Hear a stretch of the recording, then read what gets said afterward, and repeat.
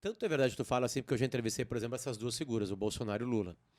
Né? E a entrevista teve perguntas assim, porque a gente tem uma tática que a gente vai ser revelada aqui no timeline, né? Infelizmente a gente perdeu um dos integrantes, né? Mas a gente estava fechado com isso, que foi o Davi.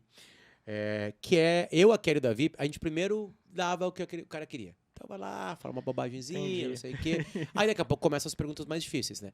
E era legal de ver a onda de calor, né? O mapa de calor dos fãs e não fãs.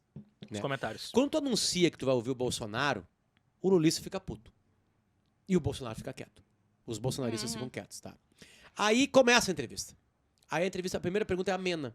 Bem amena, assim. Aí o bolsonarista fica quieto e o Luiz tá aí, ó. Tá fechado com o Bolsonaro.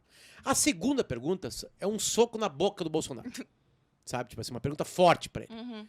Aí os lulistas silenciam, né? Bota o rabinho entre as pernas e vem o bolsonarista.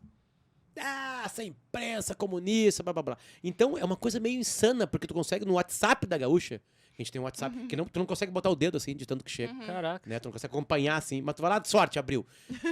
As entrevistas tem. Quando a gente entrevistou o Lula e o Bolsonaro em momentos diferentes, a gente foi criticado pelos dois lados.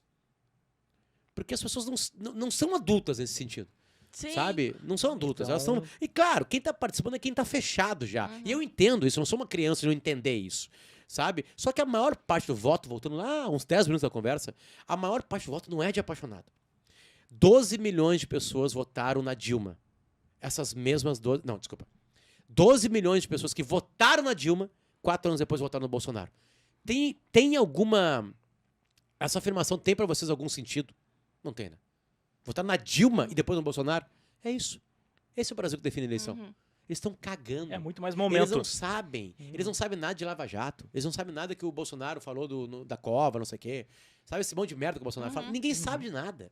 O cara tá sobrevivendo. A maior parte da população brasileira tá vivendo uma situação que não dá tempo. Exatamente. Sabe? Pra o que nós, burgueses, com uma super internet, ficamos acompanhando e discutindo. Sim. A discussão da vida real é outra muito mais séria. Eu não tô falando que as causas e tudo isso que se discute não é essa. Agora tem uma coisa que é muito mais séria, que é ter filho e alimentá-lo. Ter filho e não ter frio. Sabe? Isso é muito mais sério. Então aí essas outras coisas que são sérias ficam menos sérias. Então esse é o cara, são essas pessoas que vão definir o voto no Brasil. Né? E aí, então, tipo assim, então vai ter gente que votou no Lula, na Dilma, no Bolsonaro e no Lula.